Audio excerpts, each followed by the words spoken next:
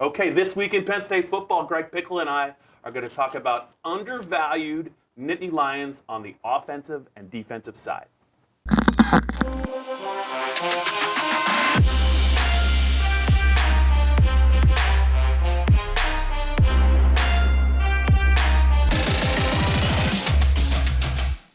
Okay, Greg, short and sweet.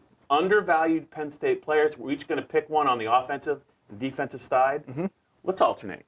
Okay. So we're going to go offense first. All right, offense. I think that we talked a lot about this guy earlier in the week, but I think people are sleeping on Nick Bowers, the tight end who's in his last season at Penn State. He's been hurt for a good chunk of his career, but man, if the buzz he's getting even matches what he does a little bit, they're going to get more production out of him than they ever had. He's obviously healthy now if he stays healthy.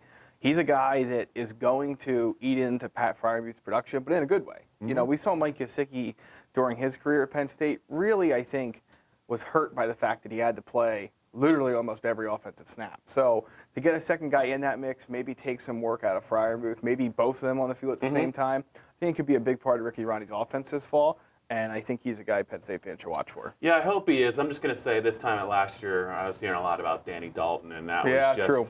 That just was really disappointing. I'm not saying Nick Bowers is Danny Dalton. I just think that one of these tight ends in that age range has got to fire because it can't. They got bailed out by a true freshman, or else it could have just been a really, really disappointing season last year on offense. Undervalued for me, it's Jahan Dotson. I think we talk about Justin Shorter, we talk about KJ Hamler, we talk about some other guys, but I think Jahan Dotson showed that he's a guy that, you know, I think he can hold on to the football. And I could see Sean Clifford and he developing a nice rapport. I think he's positioned to have a really nice year. He reminds me of Jordan Norwood, who was a really good player at Penn State about a decade ago.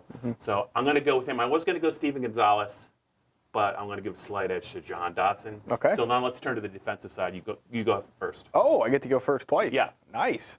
I like it. I mean, I think you could go with a number of different guys on that side of the ball. My second choice was Donovan Johnson, the corner, because I thought he was very much a part of the Penn State defense a year ago, even though his name probably wasn't as called as much as it should have been. But when he came on the field, I thought Brent Pry's defense was better. We saw him a little bit banged up during the spring, so I was a little hesitant to pick him as my top choice just because I didn't know when he would be back on the field. So that leads me to a guy that, you know, has seen a lot of positive clippings of late, and maybe it's his time to shine for Robert Windsor, the defensive tackle. And I have him as undervalued because when we talk about Penn State's defensive line, it's Etor, it's P.J. Mustipher, it's Shane Simmons, you know, that Shaka Toney.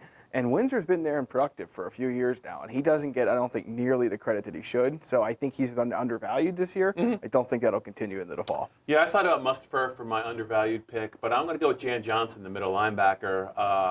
I think he's basically going to run the show on defense. He's going to get guys lined up right. Cam Brown and Micah Parsons obviously are two freakishly talented athletes, and they're very disruptive players. And they both have a chance, I think, to play at the next level. I think Jan has a chance to play at the next level as well. Dwight Galt, their strength coach, talked this winter about how well he tests physically, and I think he just kind of gets a little bit lost in the shuffle. I know Penn State likes to play a lot of 4-2-5, and he might not be on the field for that.